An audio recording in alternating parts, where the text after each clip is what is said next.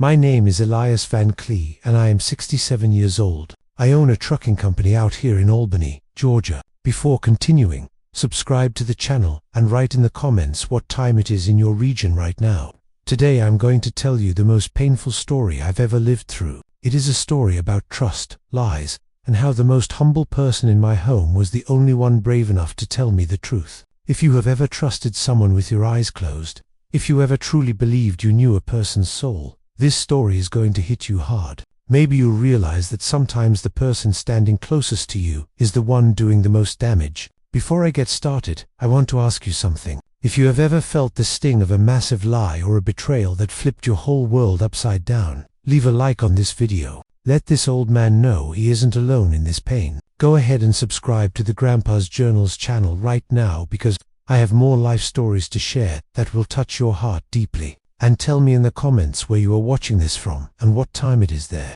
Have you ever been stabbed in the back by someone you trusted? I love hearing from every corner of this country and the world. And I appreciate you taking a moment out of your day to listen to me. I was born right here in Albany. It's a good town full of hard-working folks. A place where everybody pretty much knows your business. My daddy was a long-haul trucker. He lived on those interstate highways. I grew up watching him pull out of the driveway before dawn with a loaded rig, only to come back weeks later, exhausted, but wearing a smile because he'd brought home the money to keep us fed. My mama looked after the 5 of us, mostly on her own. She was a powerhouse of a woman, the kind who never complained. She'd be over a hot stove cooking collard greens and cornbread, singing gospel songs while she worked. I learned the value of hard work from my daddy and from my mama. I learned that family was sacred. At least that's what I used to think. I grew up helping my daddy. By the time I was 12 years old, I was riding shotgun on short trips, learning how to handle the rig,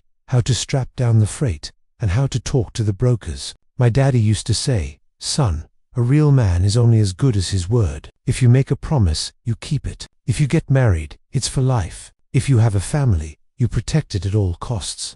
I held those words like they were pure gold. I thought everyone lived by that same code. When my daddy passed away, I was just over 20 years old. I was left with his beat-up old truck and a mountain of debt. But I didn't quit. I took that rig, fixed it up as best I could, and hit the road. I traveled everywhere. Atlanta, Chicago, Dallas, Charlotte. I'd spend 15-20 days on the road, sleeping in that cab, eating cold sandwiches, and showering at truck stops. But the money started coming in. I paid off my daddy's debts, bought another truck, then another. I grew the business slowly, with sweat and honesty. It was around that time I met Karen. She came from a traditional family here in town, folks with land and a solid reputation. I was just a trucker starting to make something of myself. But she was beautiful, sweet, and always at the church. She was there every Sunday morning, every Wednesday night. She always had her Bible in her hand. A real good girl from a good family. I thought to myself, this is the right woman for me, a God-fearing woman who will take care of the home while I'm out working. I married her thinking I'd found a treasure. I had no idea I was walking into a lie that would last a lifetime. Our life started out simple. I was out on the road and she was keeping the house. Soon enough, the kids came along. First Curtis, then Maya. I was happy. I'd come back from those long hauls tired and covered in grease, but I was joyful. Karen always welcomed me home. There was always a hot meal on the table. The house was spotless, and the kids were clean and fed. She kept going to church every single day. "It's my peace," she'd say. "I need to pray for our marriage, and for the Lord to protect you on those highways." I thought it was beautiful. I felt so lucky to have a woman so dedicated to God and family. The business kept growing. I went from 2 trucks to 5, then 10. Today, I have a fleet of 40 rigs, a big office, and plenty of employees. But the price of that success was living on the road. Being gone for 20 days at a time became the norm. Karen stayed home with the kids, often with the help of Reverend Thaddeus Lattimore, the patriarch of our church. He'd been a friend of her family forever. He'd baptized our children. He was a man respected by everyone in this town. "Don't you worry, Elias," Karen would say. "Reverend Lattimore looks after us while you're away. He's a man of God." I thank the Lord for having such a dedicated pastor looking out for my kin. I hired Ruthie Mae Pendergrass when the kids were still little. She came to my door needing a job, a widow with her own children to support. She was a humble woman, but honest as the day is long. She started as our housekeeper. She cleaned the place, did the laundry, and cooked. Over time, she became part of the family. She worked for us for 25 years. 25 years of seeing everything, hearing everything, and keeping her mouth shut. Because what she saw, Lord have mercy, what she saw would destroy any family. But I knew nothing. I traveled with a light heart, worked hard, and came home thinking I had the perfect life, the devoted wife, the obedient kids, the orderly home. It was all a lie, a massive, calculated lie. And the only person who knew the truth was the help, the most humble person in the house, the one no one paid much attention to as she scrubbed the floors and washed the dishes in silence. She knew, and she carried that secret for 20 years, until her conscience wouldn't let her breathe anymore. It was a Monday morning. I happened to be home because I didn't have a haul scheduled. Ruthie May came to talk to me. She was shaking, pale as a ghost. She looked like she was about to pass out. "Mr. Elias," she said, her voice thin, "I've been carrying a secret for 20 years. I can't do it no more. I got to tell you." I looked at her, confused. 20 years, what kind of secret could it be? "Go ahead, Ruthie May," I said. "What's on your mind?" She took a deep breath, closed her eyes, and the words that came out of her mouth changed my life forever. "When you're out on the road, your wife don't sleep alone, and I know exactly who the man is." Those words rang in my head like a bell. I froze. I felt my legs go weak. "What are you talking about, Ruthie May?" I managed to ask. She just shook her head, tears streaming down her face. "Let me start from the beginning, Mr. Elias. You need to understand it all." And that was how she started talking while I felt my whole world turn into dust. But before I get to that terrible day, I need to go back a bit.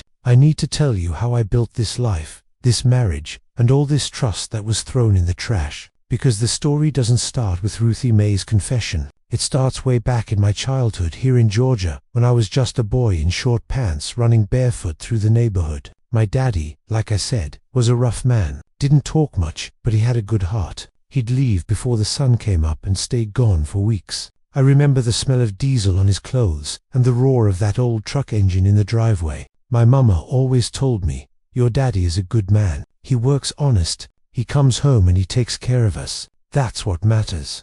I grew up believing that. I thought every man was like that, and every woman was as faithful as my mama. We were 5 siblings and I was the oldest. We lived in a simple house with 3 bedrooms and a wood-burning stove. Mama would get up before the sun to make coffee. Strong coffee, as strong as her spirit. We'd have biscuits, fresh butter from the neighbor's farm, and grits. A real southern breakfast that filled your belly and your soul. While we ate, Mama was already at the stove making lunch. Rice, beans, fried okra, and fatback. Simple food, but there was plenty of it. I grew up watching my daddy work, and my mummy handle everything alone. She never complained. I never heard her say a bad word about my daddy, even though he was gone so much. "He's out there working for us," she'd say. "A man who works deserves respect." I learned that work was sacred. I learned that a real man provides for his family, and that trust is the foundation of everything. When I was 12, I started going on short hauls with Daddy, Albany to Savannah, Albany to Mon. He taught me everything. How to tie down a load, how to check the tires, how to calculate fuel. "Pay attention, son," he'd say. "One day this will be yours. Trucking isn't just about driving. It's about taking care of things and respecting people. Just like a marriage, you take care of it, you respect it, and it'll last a lifetime." I kept those words like they were verses from the Bible. On those trips, we'd stop at roadside diners and eat soul food. Smothered chicken, red rice, and fresh corn on the cob. My daddy would talk with other truckers, swapping stories about the road and the freight. I'd stay quiet, just listening and learning. I learned that in the world of trucking, a man's word is better than a contract. If you say you're going to pick up a load, you pick it up. If you say you'll deliver on time, you deliver. Honor meant everything. We'd go back home and Mama was always there waiting. The house was clean, the food was ready, and she had a smile on her face. I never saw a Mama look cross at Daddy. I never saw them fight. I never saw doubt. I thought every marriage was like that. That when you marry a decent woman, you can travel with a peaceful mind, knowing she'll be there, waiting, faithful, and tending to the home. Lord, I was naive. My daddy died when I was still young. A sudden heart attack in the middle of a trip. They found him in the cab of his truck, his hand still on the wheel. He died doing what he loved. The pain was massive, but the responsibility was even bigger. I was left with that old beat-up rig and the debt Daddy had left behind. It was either me or the family went hungry. I took it all. I took the truck to a mechanic in town, Mr. Sterling, who was a friend of my daddy's. Elias, he told me, this truck is on its last legs, but I'm going to fix it up for you. Your daddy was a good man and so were you. Pay me when you can. He fixed it practically for free, only charging for the parts. Good people still exist. I learned that, too. That's when I started driving solo. I was scared. I won't lie. I was young and the road was dangerous, but it was that or let my mama and siblings suffer. I took small loads at first, hauling corn from Albany to Valdoa, hauling peanuts to Dothan, freight nobody else wanted, jobs that didn't pay much, but they taught me the way. It went on like that for years, traveling, coming back, taking any job that appeared. I slept in the cab, ate cold food, and showered in cold water, but the money started coming in. Little by little, it came. I paid off Daddy's debts, helped Mama, bought clothes for my siblings, and had a little left for myself. With that money, I bought another truck, old but running. I hired a driver, a man named Marcus,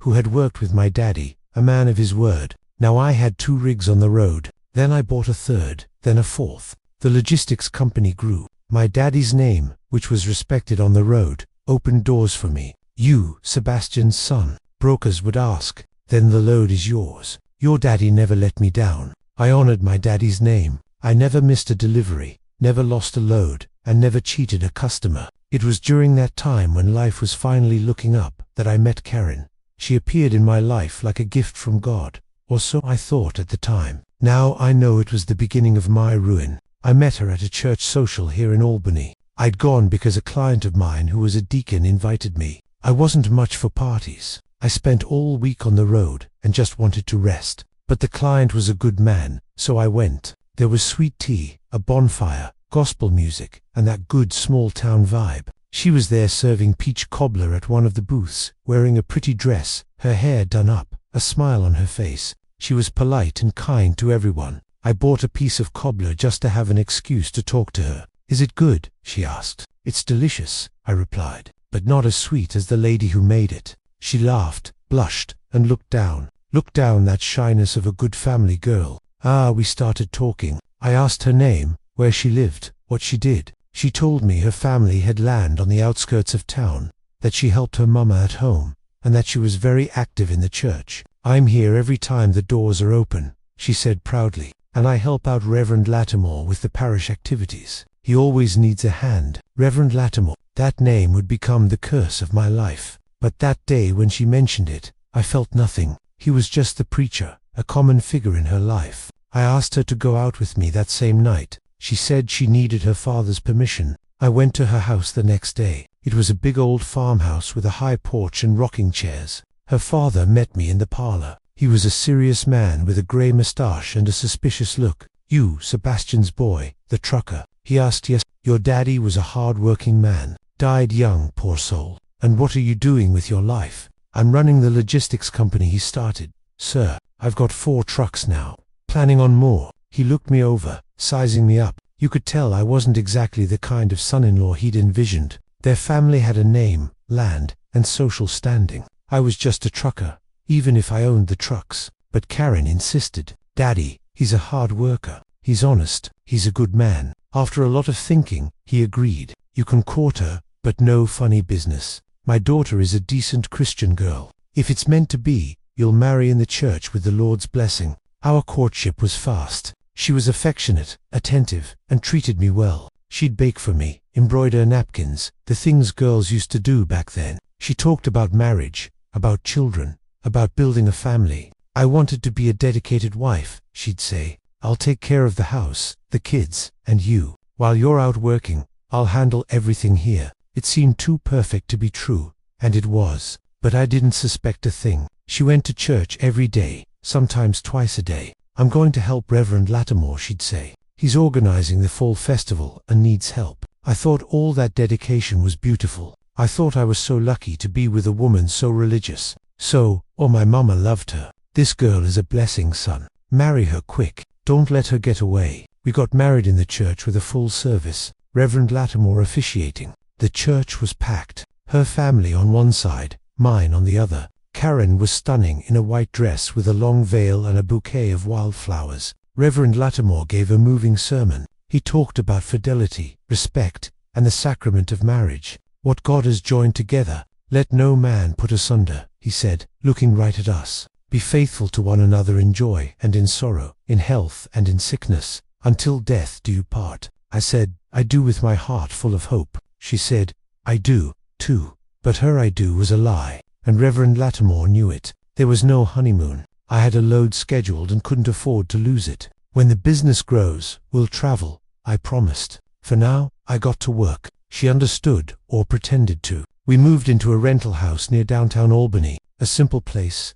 2 bedrooms, a living room, a kitchen, but it was ours. The early days were good. I worked hard, traveled a lot, but when I came home, she was always there. The house was clean, the food was ready. She'd complain a little about me being gone, but nothing serious. I know you got to work, she'd say, but I miss you. I get lonely here. Go over to your mama's house, go to church, talk with your friends. I'd suggest, yes, I will. She'd reply with a smile that I now know was fake. Soon she was pregnant with Curtis. I was so happy. I was going to be a father. I was going to have a son to raise, to teach him everything my daddy taught me. I took care of her through the whole pregnancy. When I was home, I did everything. I helped her up, rubbed her swollen feet, and got her whatever she craved. When I traveled, I left extra money and asked my mama to check in on her. But Karen was never alone. Reverend Lattimore was always around. He comes by to keep me company, she'd tell me. He brings prayer books. We pray together.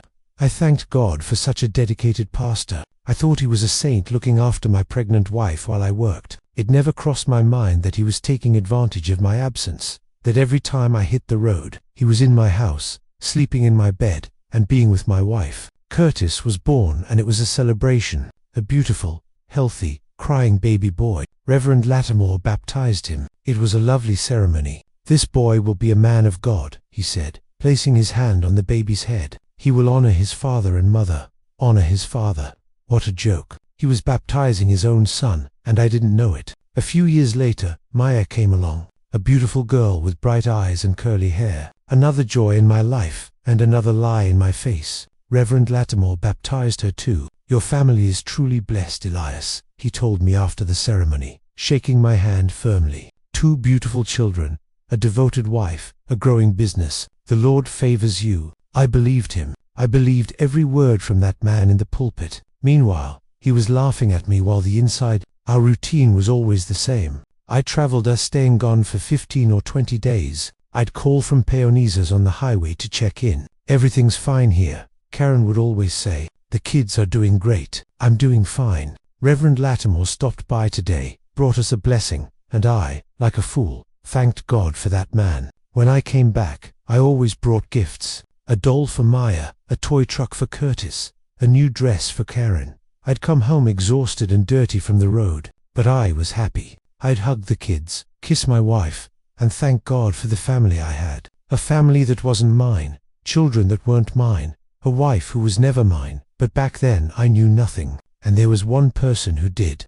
Ruthie May. She'd come into our home when the kids were small, needing work, a widow with her own mouths to feed. She started working for us, cleaning and cooking, and she saw it all. She saw everything that went on in that house while I was miles away, sweating to provide for a family that was betraying me. Ruthie May arrived when the business was really taking off. I just bought more rigs. The company was becoming known in the region. Contracts were coming in. Karen said she couldn't handle the house alone anymore. She needed help. Since you travel so much, and with the kids being small and the house being big, I can't do it all, she complained. I agreed immediately. I wanted my wife to rest, to have time for the kids and for the church she loved so much. Ruthie May was recommended by a neighbor. She was a simple, humble woman. I can do it all, Mrs. Van Clee, she said during the interview.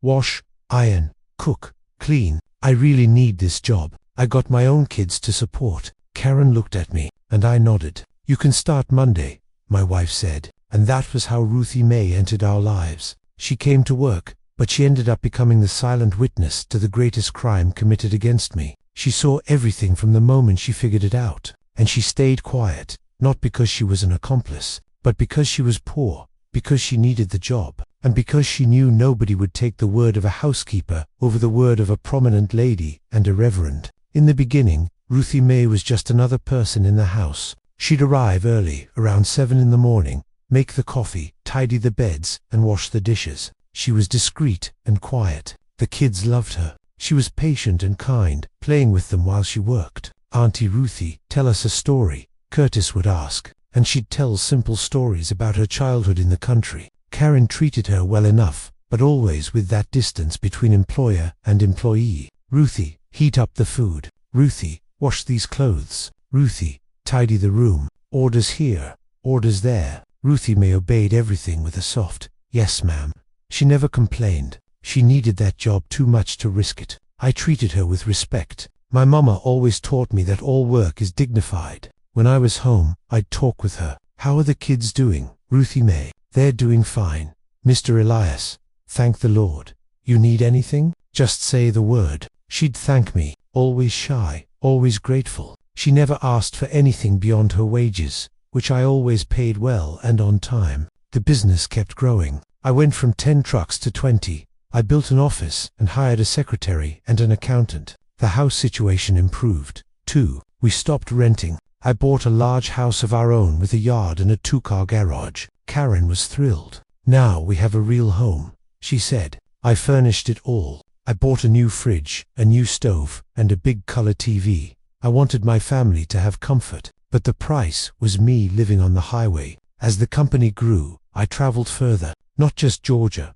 but Florida, Texas, New York, long trips that lasted weeks. I called every day from Payon. "Hey baby, is everything okay?" "Yes, everything's fine. The kids are great. I am too. When are you coming back?" "In a few days. I love you. I love you." To lie, she never loved me, but I didn't know it. The routine when I traveled was always the same, or so I thought. Karen would get up, take the kids to school, come back, and stay home until it was time to pick them up. In the afternoons, there was always something at the church. "Prayer group meeting," she'd say when I called, and choir practice, organizing some event, always the church, always Reverend Lattimore needing help. Ruthie May saw the real routine. She saw Corinne getting dressed up more than usual on the days I was away. She saw her putting on perfume, doing her hair, and wearing her best clothes. "I'm going to the church," she'd tell Ruthie May. "I'll be back later. If the kids need anything, you're here." And she'd leave. Sometimes she wouldn't come back until 3 o'clock or 4 o'clock in the morning. She'd walk into the house like nothing happened, go to sleep, and wake up normally the next day. Other times, she didn't even leave. A car would show up, always the same car. Ruthie May saw it from the window of her little room in the back. A discreet black car would park in the garage. A man would walk in through the kitchen door. He'd stay until the middle of the night. He'd leave before the sun came up. Every time I traveled, it was the same thing. Sometimes 2 or 3 times a week. Ruthie May never saw the man's face at first. He arrived after dark and left before dawn, but she knew someone was there. She heard the noises, the low conversations, and Karen's laughter, a laugh she never heard when I was home. A different kind of laugh, more free, more joyful. The laugh of a woman in love, only it wasn't with me. For months, Ruthie May carried that alone. She cleaned the house knowing that in the bed she was making, my wife and another man had slept. She washed the sheets, knowing what had happened there. She ironed Karen's clothes, knowing she wore them to meet her lover, and she stayed silent. "It's not my business," she told herself. "I need this job. I have my own kids." One day, she almost got caught. It was early in the morning. She'd just arrived for work. She walked in through the kitchen door like always, and almost ran into a man leaving. He turned his face away quickly, but she saw he wasn't just any man. He was a well-known figure, very well-known, but she didn't want to believe what she'd seen. "I must have seen wrong," she thought. "It can't be him. No way." But it was. She confirmed it over time. The car, the voice that would occasionally drift out when they thought no one was listening, the way he walked, there was no doubt. The man sleeping with Karen, the man betraying me, the man using my house like a motel, was Reverend Lattimore. The man I respected, the man who baptized my kids, the man who performed my wedding. That man. Ruthie May felt sick. She felt angry. She wanted to tell me, but how and to whom? I was on the road. There were no cell phones back then. Only pay. Was she going to call the office and leave a message? Mr. Elias, your wife is cheating on you with the Reverend. Nobody would believe her. They'd say she was crazy, that she was making it up to cause trouble, and she'd lose her job. Worse, she'd lose her reputation in town. She'd be marked. That's Ruthie May, the one who told lies about the lady and the pastor. She wouldn't find work anywhere else, so she stayed quiet. But the guilt was eating her alive. Every time I came home happy, hugging the kids and kissing Karen, thanking God for my blessed family, Ruthie May felt her heart tighten. Poor Mr. Elias, she thought, working like a dog, thinking he has a real family. If he only knew, but she didn't speak. Years passed. Curtis and Maya grew up. I worked, I traveled, I built a legacy. Corinne betrayed me, lied to me, and lived a double life. Reverend Lattimore preached his sermons, gave blessings, and slept with a married woman. And Ruthie May saw it all, kept it all, and was dying of guilt inside. There was one time I came home from a trip as a surprise. I'd finished a job earlier than expected, and decided to head back. I arrived in the middle of the night, around 2 o'clock in the morning. The house was dark. I opened the door quietly so as not to wake anyone. I went to the bedroom. Karen was sleeping alone. I breathed the sigh of relief, without even knowing why. I lay down beside her. She woke up startled. Elias, you scared me. Sorry, baby. I got home early. She acted strange, nervous. Is everything okay? I asked. Yes, you just startled me. I kissed her and fell asleep. The next morning, Ruthie May arrived for work looking pale. She looked at me, looked at Karen, and said nothing. It was only later that I understood. That night, I'd arrived just a little too early. If I had arrived an hour sooner, I might have caught them. I might have discovered everything right then. But no, the Lord hadn't prepared the moment of truth just yet. The years kept rolling by. My business grew, my family grew, and the betrayal grew, too. And Ruthie May was there, the silent witness to it all. Until one day she started attending a different church. She went to a service with a friend just to be polite. She heard the preacher talk about the truth, about liberation, and about how hiding another person's sin is the same as participating in it. Those words kept hammering in her head. I'm participating in the sin. I know the truth and I'm not speaking up. I'm an accomplice. She started going to that church regularly, gave her life to the Lord, and got baptized. A new life. And with that new life came a conviction. I got to tell him I can't take it no more. Mr. Elias deserves to know, even if I lose everything. And that was what brought her to that day. Trembling in front of me, about to destroy the world I thought I had built. Returning to that Monday morning when Ruthie May finally found the courage to speak. She stood before me, her eyes full of tears, after she said those terrible words. When you're out on the road, your wife don't sleep alone. And I know exactly who the man is. I was sitting there in the kitchen chair, feeling the room spin. Who is it? Ruthie May, I asked, my voice barely a whisper. Who is the man? She hung her head and wiped her tears with the corner of her apron. Mr. Elias, you ain't going to believe me. Nobody's going to believe me. That's why I stayed quiet so long. I'll believe you, I shouted, without meaning to. Tell me now, for the love of God. She took a deep breath, closed her eyes, and let it out. It's Reverend Lat. The silence that fell over that kitchen was the silence of death. I felt like someone had reached into my chest and ripped my heart out with their bare hands. What? I managed to The Reverend Lat. She nodded, crying. It can't be, Ruthie May. You're mistaken. A preacher doesn't do that, especially not Reverend Lattimore. He's a man of God. He baptized my kids. I know. Mr. For Elias, she interrupted, her voice firm now. I know it seems impossible. That's why I never said nothing. Who was going to believe the help? Saying the lady is with the preacher. They'd say I was crazy, that I was making it up. But I saw it. I saw it many times. I've been seeing it for 20 years. My legs gave out. I sat right there on the kitchen floor, leaning against the cabinet. 20 years. How did you find out? I asked, needing the details, needing to understand. And that's when she started telling me everything from the beginning. She told me about those first months working there.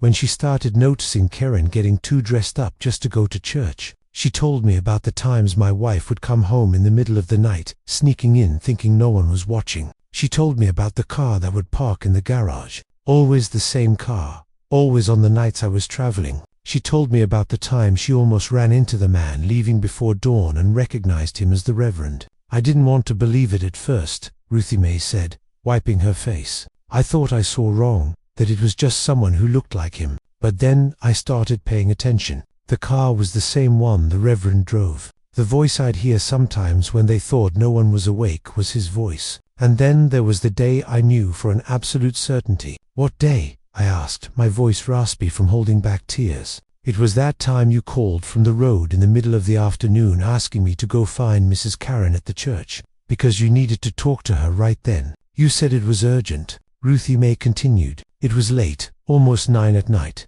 I went down to the church and it was all dark except for the vestry. The light was on in there. I knocked on the door, but nobody answered. I pushed it open just a little. It wasn't locked. And that was when I saw them. You saw what? I asked, but I already knew the answer. I could already feel the pain of the truth. I saw them both, Mrs. Corin and Reverend Lattimore, in each other's arms, kissing right there in the vestry. Mr. Elias, in the very place where he puts on his robes to preach the word. I just stood there, couldn't move. They didn't see me, thank the Lord. I slipped away quiet, went back home, and didn't even look for her. I called you back and lied. Said she wasn't at the church and must have gone somewhere else. Every word was a knife. Every detail was torture. Why didn't you tell me then? I asked, knowing the answer, but needing to hear it. Because I was scared, Mr. Elias, she sobbed. Scared of losing my job. Scared of not finding another one. Scared of my kids going hungry. And I was scared nobody would believe me. It was my word against the lady and the preacher. I was going to lose every time. So, I swallowed it. I swallowed it deep and pretended I didn't see nothing. But I saw, and I never forgot. I sat there on the floor trying to process it. 20 years of lies. 20 years of being played for a fool. Working like a dog, traveling, sweating, building a legacy for what? To support a preacher's mistress to raise children. Oh Lord, the children. Ruthie Mae, I said slowly. I'm terrified of the answer. My kids, Curtis and Maya, are they mine? She looked at me with a pity in her eyes that hurt more than anything else. I don't know, Mr. Elias.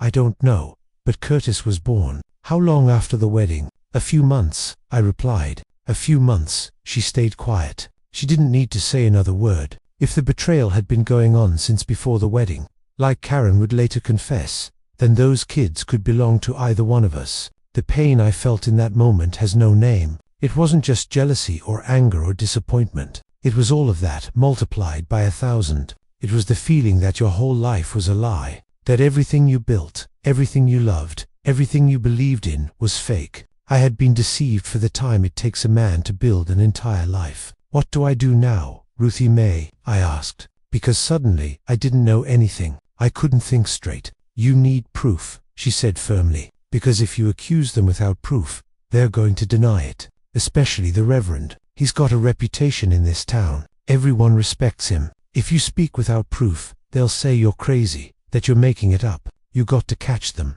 She was right. Word against word, I'd lose, especially against a man with decades of standing. I needed concrete, undeniable proof. Help me, Ruthie Mae, I pleaded. Help me find the truth. Help me catch those two. I'll help you, she said without hesitation. I've kept this secret for 20 years out of cowardice. Now, I'm going to help you find the truth for the sake of justice. Tell me what to do. We spent the whole morning planning. Corinne had gone to a church meeting and wouldn't be back until late afternoon. We had time. The plan was simple. I was going to pretend I was going on a trip. I'd tell Karen in advance that it was a long haul, a week-long trip. I'd leave the house with my bags, my car, everything normal, but I wouldn't leave town. I'd stay hidden at Ruthie Mae's house, which was just a few blocks away from mine, and I'd wait. When she leaves the house, or when he arrives, I'll call you, Ruthie Mae said. Then you come and see with your own eyes and bring your phone to take pictures. You need proof. Cell phones with cameras were a thing by then. They weren't great, but they do the job. I waited for Corinne to get back. She arrived around lunchtime, all smiles and smelling like perfume. Hey, baby, she greeted me cheerfully. What a surprise to see you home. I thought you had a haul today. No, the trip is tomorrow, I lied. I signed a big contract in Savannah. I'm going to be gone for 5 or 6 days. I saw her eyes light up. It wasn't joy for me. It was joy for my absence. That's great, baby, she said. But what she meant was, it's great that you're going to be out of the way. That night was one of the worst of my life, lying there beside her, knowing everything, pretending I knew nothing. She slept peacefully, even smiling in her sleep. I spent the whole night awake, staring at the ceiling, planning, suffering, dying inside. How many times had I slept in that bed after she'd been with him? How many times had I kissed that mouth that had kissed a priest? How many times had I made love to a woman who didn't love me, who was only with me for convenience? The next day, I played the part. I packed my bag, put it in the car, and said goodbye to her and the kids. "Daddy, come back soon," Maya asked. "I will, sweetheart," I promised. "Take care of your mama for me." If I had known then that she wasn't my biological daughter, but I didn't know yet. I still had a foolish hope that maybe the kids were mine, that maybe the betrayal started later. I drove off, went around the block, parked far away, and walked back to Ruthie Mae's house. She let me in and hid me in the back room. "Now we wait," she said. "It might take time. She won't do anything right away. She's going to wait until she's sure you're far gone." I waited for hours, all afternoon into the evening. Around 10 at night, Ruthie Mae's phone rang. It was her daughter who had stayed behind to watch my house. "Mama, Mrs. Corinne just pulled out in her car. She's headed toward the church." Ruthie Mae hung up and looked at me. "This is it, Mr. Elias. She's gone. She must be going to meet him." I stood up, grabbed my phone, and checked that the camera was working. My hands were shaking, and my heart was pounding out of my chest. I was about to see with my own eyes the betrayal that had been killing me for so long without me even knowing. I left Ruthie Mae's house with my heart in my throat. The night was dark. The sky was overcast. One of those heavy nights that promised rain. I drove slowly, taking my time because I didn't know exactly where Karen had gone. Ruthie Mae's daughter said she headed toward the church, but that could mean a lot of things. Albany isn't a massive city, but there are plenty of side streets. I passed by the church. It was pitch black. The service had ended long ago. I looked around for her car. Nothing. I kept driving slowly, circling the blocks around the church. That's when I saw it on the street behind the church where the parsonage is. Her car was parked in the driveway of the preacher's house, trying to be hidden, but I recognized it. It was the car I'd bought for her, a silver Nissan license plate I knew by heart. I parked far away, 2 blocks down, in a dark spot where no one would see me. I turned off the engine and just sat there watching the parsonage. It was an old 2-story building with a front entrance facing the street and a back entrance that led to a small yard. The upstairs windows had a light on, a soft yellow light, like a bedside lamp, a bedroom light. I felt bile rise in my throat. My wife was in there with him, doing things I didn't even want to imagine. I took a deep breath, me trying to calm down, but I couldn't.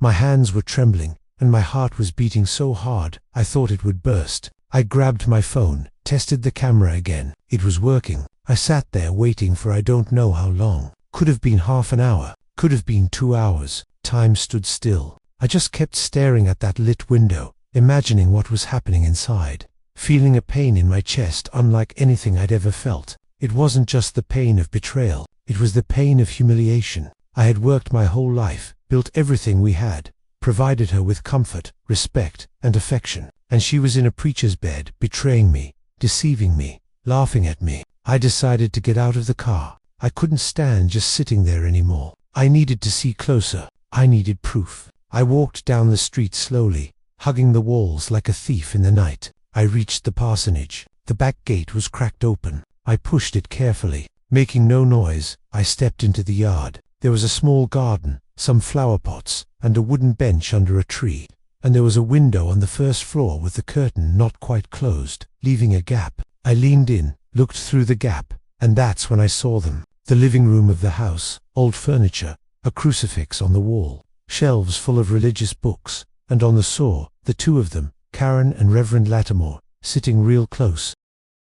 She was leaning against him, her head on his shoulder, and he was stroking her hair, affectionate and intimate, the way a husband is with a wife or a lover is with a lover. I lifted my phone with a trembling hand and took a photo. The flash went off and I froze, thinking they'd seen me, but they didn't. They were too wrapped up in each other. I took more photos. 3, 4, all I could before. I thought it was too risky. They got up from the sofa. Reverend Lattimore took Karen's hand and led her upstairs to the bedroom. I watched them go. She was laughing softly and he was whispering something in her ear. They disappeared into the upstairs hallway. The living room light went out. Only the bedroom light remained. I stayed down there in the yard staring at that bedroom window. The curtain was closed. I couldn't see anything, but I didn't need to see. I knew what was happening. My wife, who promised fidelity to me at the altar, who wore the ring I gave her, who slept in my bed, was up there in another man's bed. And not just any man, a preacher,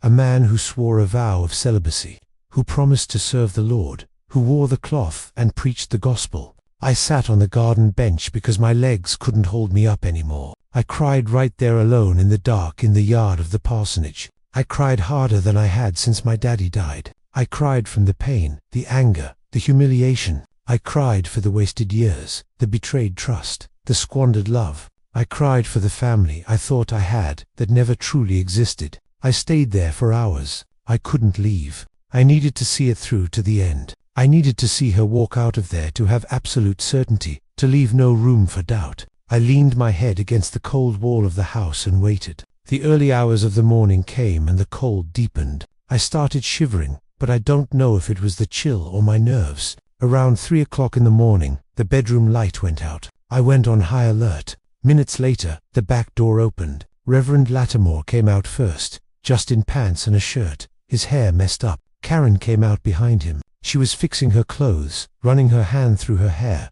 trying to straighten herself out. They stopped it at the door. He pulled her into a long, tight embrace. Then he lifted her face and kissed her. A long kiss, like someone who didn't want to let go. I lifted my phone again. I took a photo. The flash lit up the yard for a second. They didn't notice. They were too occupied. I took more photos of the hug, the kiss, the two of them together right there at the door. Proof. Concrete. Undeniable proof. Karen got in her car. Reverend Lattimore stayed at the door waving. She backed out of the driveway and left. He stood there a little longer looking at the empty street. Then he went inside and closed the door. I waited a few more minutes to be sure she wasn't coming back. Then I got out of there, went to my car, and drove to Ruthie May's house. She was awake, waiting. "Did you get it?" she asked as soon as she saw me. I showed her the phone, the photos. She looked and shook her head sadly. "Now, you got proof. What you going to do?" "I'm going home," I replied. "I'm going to wait for her to get back, and I'm going to end this lie right now." I went home. I got there before she did. I parked the car far away again. I went in through the back door for which I had a key. The house was dark and silent. The kids asleep. I went to the bedroom, sat on the bed, and waited. Half an hour later, I heard her car pull in, the garage door opening, and footsteps on the stairs. She walked into the room quietly, trying not to make a sound. She turned on the bathroom light, took a quick shower, and came out in her robe, drying her hair. That's when she saw me sitting on the bed, staring at her. She jumped. "Elias, good Lord, you scared me. What are you doing here? I thought you were on your trip." Her voice was high-pitched, nervous. "I got back early," I lied. "Where were you?" I was right here, sleeping." A bold-faced lie, really? I asked, my voice too calm. The calm of someone holding a volcano inside. "Yes, why?" She tried to act natural, but I could see the panic in her eyes. "Sit down here," I said, patting the bed beside me. She hesitated,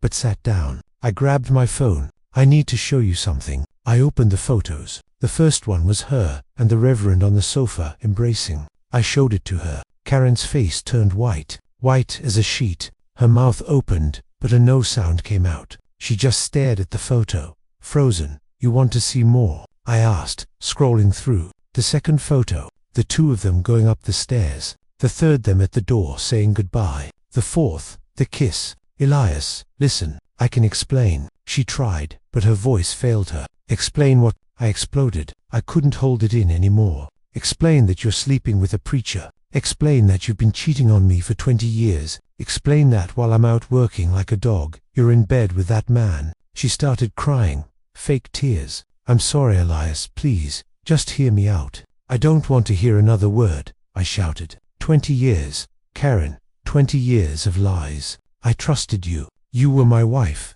a woman of God, you said, a woman of the church, and you were sleeping with the Reverend. She sobbed, but the words were empty. "Since when?" I asked, needing to know everything. "Since when did this start?" She stayed quiet. "Answer me. Since before I married you." The world stopped spinning. "Before the marriage." "Before? What do you mean before?" I asked, my voice fading. "You were already with him when you married me." She nodded, crying. I loved him first, but he became a preacher. My family forced me to marry. I married you, but I never let him go. I felt like I'd been punched in the gut. 40 years of marriage, 40 years of being second best, of being the backup, of being the fool who supported the preacher's mistress. You never loved me, I said, already knowing the answer. I tried to love you, Elias, in my own way, but with Thaddeus, it was different. It was what? I yelled. It was true love. And what was I? The fool who paid the bills. She didn't answer. She didn't have to. That was exactly what I was to her. A terrible doubt crossed my mind.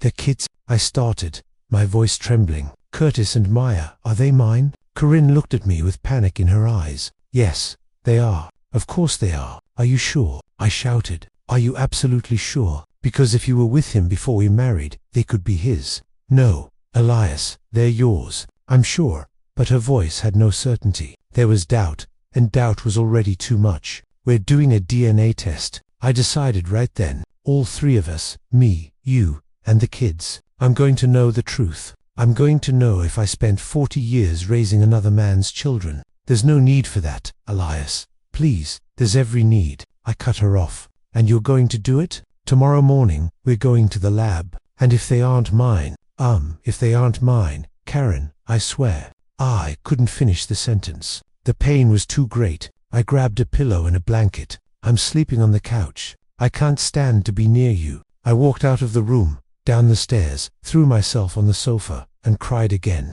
I cried until the sun came up. The next day, I took Karen and the kids to the lab. Curtis and Maya didn't understand a thing. Dad, why are we doing a DNA test? Curtis asked. I'll explain later, son, I replied, not having the heart to tell the truth just yet. They took samples from all of us, blood, saliva. The doctor said the results would be ready in a week. A week, that was the longest of my life. A week living in the same house as Karen, but not speaking to her. A week looking at my kids and wondering if they were really mine. The week passed. The lab called. Mr. Van Clee, the results are in. You need to come pick them up. I went alone. I didn't want to take Karen. I didn't want to take the kids. I walked into the office. The doctor handed me a sealed envelope. Do you want me to read it to you? He offered. No, I replied. I'll read it myself. I opened the envelope and read the result. I felt the floor disappear from under my feet. Curtis, probability of paternity, 0%. He wasn't my son. Maya, probability of paternity, 0%. She wasn't my daughter. Both of them had the same biological father, and that father wasn't me. 40 years. I had raised 2 children for 40 years. I paid for diapers, doctors, school, clothes, toys, college, cars, and weddings. I taught them how to walk, how to read, how to drive. I comforted them when they cried. I celebrated their victories. I loved them. I loved them with all my heart. And they weren't mine. Neither one of them was mine. I walked out of that lab like a zombie. I got in the car. I don't know how long I sat there just staring at the paper in my hand. The paper that destroyed everything I thought was my life. My kids weren't mine. They were Reverend Lattimore's children. The man I respected, the man I called pastor, had stolen everything from me. My wife, my children, my life. I went home. Karen was in the living room. I threw the paper in her face, read it. She grabbed it with a trembling hand, read it, and collapsed. She cried. She threw herself on the floor. She begged, Elias, forgive me, forgive me, forgive you. I shouted, nearly losing my mind. Forgive you for what? You stole 40 years of my life. You stole my children. You stole everything. They're your children in your heart. Elias, you raised them, but they aren't my blood. I yelled, they're his blood. The reverence, the man who swore celibacy and slept with you for 40 years, and I like a fool paid for it. Oh, I grabbed my car keys. Where are you going? She asked, desperately. I'm going to end that preacher's charade. I replied, I'm going to show this whole town who he really is. I'm going to show this whole town who he really is. I'm going to show them who both of you really are. And I walked out, slamming the door, leaving behind a whole lifetime of lies. I went straight to the church. It was Sunday morning, the 9 o'clock service, the busiest one of the week. I parked right out front. I got out and walked in. The church was packed. Maybe 500 people, maybe more. Folks from all over Albany, whole families, old folks, young folks, kids, everyone there to hear the word of God from the mouth of a man who had no business preaching it. Reverend Lattimore was at the pulpit in his white robes, leading the service. His voice rang out through the church, solemn and serious. "Brothers and sisters, the peace of the Lord be with you, and also with you," the congregation replied in unison. Pure hypocrisy. Peace of the Lord. That man didn't know peace. He knew sin, lies, and betrayal. I stayed at the back of the church, waiting for the right moment. My heart was pounding, and my hands were sweating. Part of me wanted to scream right then and there to expose it all, but another part wanted to wait. I wanted everyone to hear everything clearly, so there wouldn't be a single doubt. The service continued, scripture reading, the hymn, then the sermon. Reverend Lattimore was talking about fidelity, honesty, and living according to God's commandments. Every word out of his mouth was an insult. "Thou shalt not commit adultery," he quoted in that theatrical preacher voice. "Marriage is sacred. Brothers, it is the union blessed by God. He who betrays his spouse betrays God." That was it. I couldn't take it anymore. I stood up from the pew and started walking down the center aisle of the church. People looked at me confused. Reverend Vladimir stopped talking. He saw me coming toward the altar. He recognized me instantly. The color drained from his face. I climbed the steps to the altar. The congregation fell silent, not understanding what was happening. "Elias," the reverend tried, his voice trembling. "What are you doing?" I grabbed the microphone from his hand. I turned to face the crowd. 500 people staring at me, waiting. "This man," I began, pointing at the reverend, "is a liar." The slants in the church became even heavier. "This man who wears the robes, who leads this service, who preaches about fidelity and commandments, he's been sleeping with my wife for 40 years. There were gasps, shouts, people jumping up from their pews. "Elias, are you crazy?" Someone yelled from the back. "Blasphemy." Another person cried. "It's not blasphemy," I continued, my voice firm now. "It's the truth, and I have proof." I pulled my phone from my pocket and connected it to the projector the church used for the song lyrics. The side wall of the church became a screen. I put up the first photo, Reverend Lattimore and Karen on the sofa, embracing. The sound that went through that church was deafening. People were covering their mouths. Some were crying, others were cursing. I moved to the second photo, the two of them on the stairs, her leaning against him. Third photo, the two of them at the parsonage door. Fourth photo, the kiss lies. Reverend Lattimore shouted, trying to grab the phone from Miller. "It's a setup. He's lying." But everyone had seen the photos, and photos don't lie. People started shouting at him. "You devil's sacrilege. You hypocrite. There's more." I spoke into the microphone and the crowd went silent again. "My kids, Curtis and Maya, you all know them. I thought they were mine. I raised them my whole life. I paid for everything. But today I found out." My voice cracked. I took a deep breath. "Today I found out they aren't mine. They're Reverend Lattimore's children." Chaos took over the church. People were screaming, crying, and walking out. Mothers were covering their children's ears. Men were trying to climb onto the altar to get to the reverend. The deacons and ushers ran to the front. The reverend tried to escape through the vestry, but I grabbed him by the arm. "You ain't running away. You're going to own up to what you did. Elias, let go of me." He tried to pull away, but I held him tight. Own it in front of everybody. Tell them you slept with her. Tell them my kids are yours." "I ain't owning nothing. This is a lie." "Then explain the photos," I yelled, shaking him. "Explain why you were kissing my wife at your door." At 3 o'clock in the morning, the congregation swarmed the altar surrounding us. "Explain yourself, Pastor," one woman screamed. "Tell the truth. You baptized my kids. How could you do this?" The voices multiplied. The anger grew. Reverend Lattimore looked around, cornered with no way out, and he collapsed. "It was weakness," he murmured, his voice fading. "Weakness," I exploded. 40 years of weakness. You promised a vow of celibacy. You promised to serve God, and you slept with a married woman for 40 years. You had children with her. I didn't mean to, but I loved her." His words confirmed it all. The confession, everyone heard. The church exploded in shouting again. People were wanting to hit him, insulting him, crying in disappointment. The pastor I trusted, the man I respected. This hypocrite baptized my babies. I let go of him and stepped down from the altar. There was nothing more for me to do there. I had exposed the truth. I left the reverend to the angry crowd, to the church leadership that would surely be called, and to the judgment of God he so often preached about. I walked away. The news spread through Albany in minutes. Small town, everybody knows everybody. Within hours, there wasn't a soul who didn't know. The preacher had a mistress. He'd been sleeping with Elias's wife for 40 years. Elias's kids were the preachers. My name was on everyone's lips. My shame was exposed to the whole town. But I didn't care. I'd rather have the shame of the truth than the dignity of a lie. The church synod came the very same day. Bishops, officials, the whole lot. An investigation was opened. Reverend Lattimore was removed immediately. They stripped him of his position right then and there, in front of everyone who had stayed at the church after the scandal. 35 years of ministry ended in one day. A week later, the sentence came. Reverend Lattimore was defrocked and expelled from the church. He was no longer a pastor.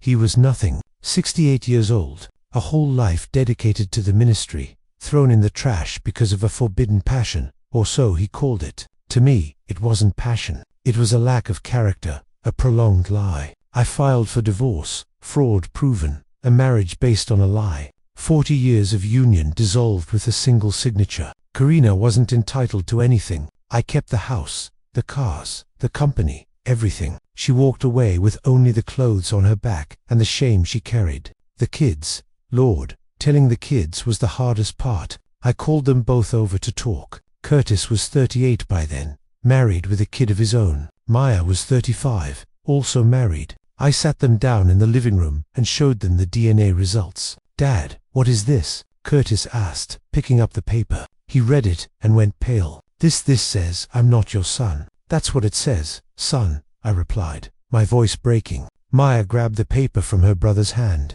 She read it, too, her eyes filled with tears. "No, it can't be.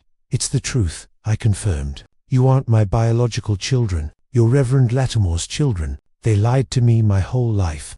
The sound of their crying was heartbreaking. Maya fainted right there. She collapsed onto the sofa. Curtis kicked the wall so hard he left a hole in it. "That bastard," he yelled at, "that preacher and her, my mother." "Calm down, son." I tried to comfort him. "Calm down. How can I be calm? My dad isn't my dad. My mother is a..." He couldn't say the word. He broke down crying. Maya woke up from her faint, still dazed. "Dad," she said, her voice thin, "you're still our dad."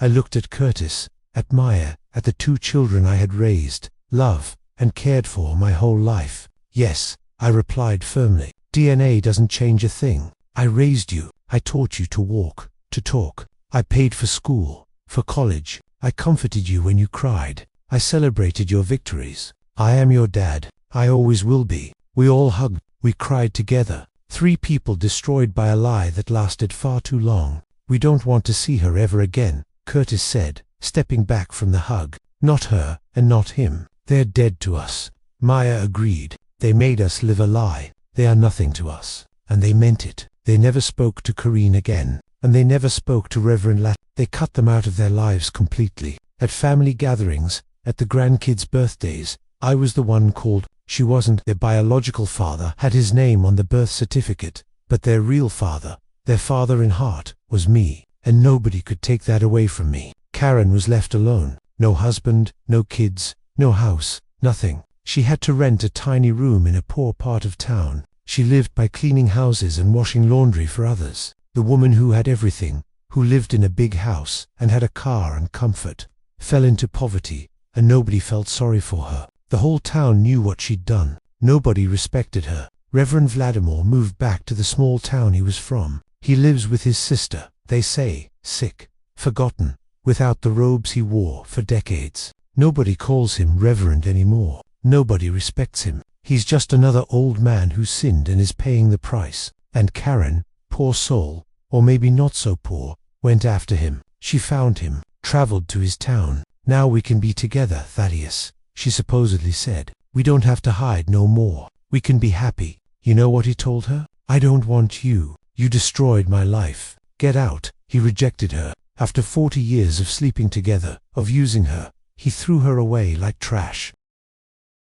She came back to Albany even more broken. 40 years of betrayal. 40 years of giving up a real family, a workspace, and respect, all for a man who didn't want her in the end. The irony of life. The months went by after all the scandal. Life continued as it always does, even when you think it's over. The logistics company kept running, the kids kept visiting me, and the grandkids kept filling my life with joy. But the house was empty, too silent. For the first time in 40 years, I was alone, truly alone. Ruthie Mae kept working for me. I didn't fire her, quite the opposite. You were the only honest person in this whole story. I told her, you risked everything to tell me the truth. I ain't ever going to forget that. She stayed, and slowly our relationship changed. It stopped being boss and employee and became a friendship.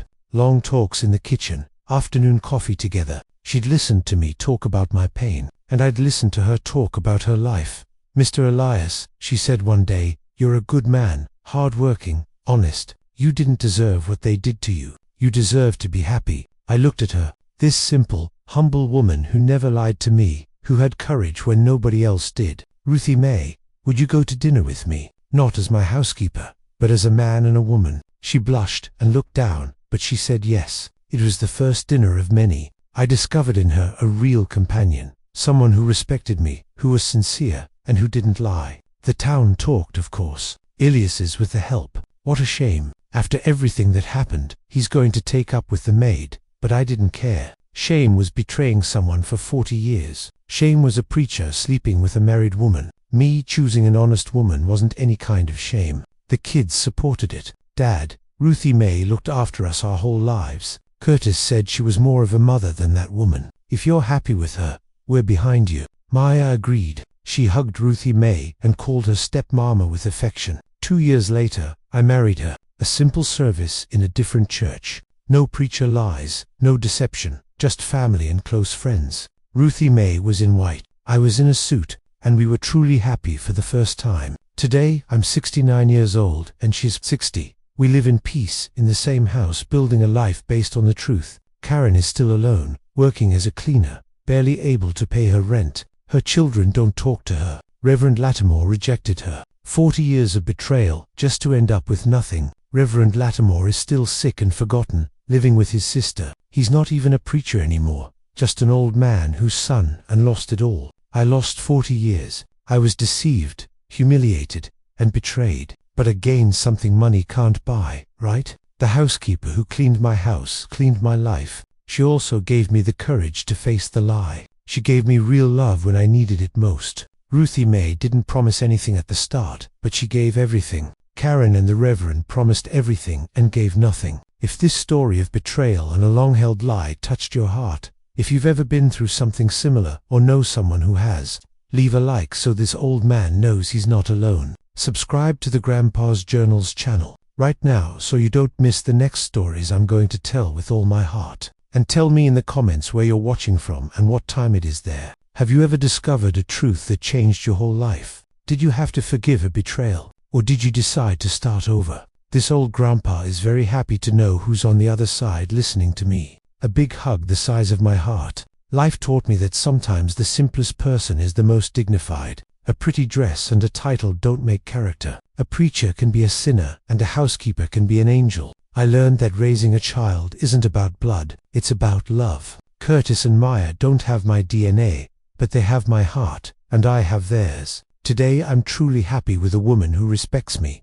with children who chose me, and with grandkids who fill me with joy. I lost a lot, but I gained the most important thing of all, dignity. The truth hurts, but it sets you free. And I'd rather live in the pain of the truth than in the peace of a lie. All wise, I'm really glad you're here and that I could share my story with you. If you liked it, show me by liking the video and subscribing to my channel. Let's see how many of us there are. Write in the comments which city you're watching from and what time it is. I'm so curious to know where all you wonderful people are tuning in from. If you want to support me a little extra, you can also send a small donation. I share new life stories for you every single day. And now, 2 of my most popular stories will pop up on the screen so you can choose what to watch next. Subscribe to Astral Vengeance. Thank you.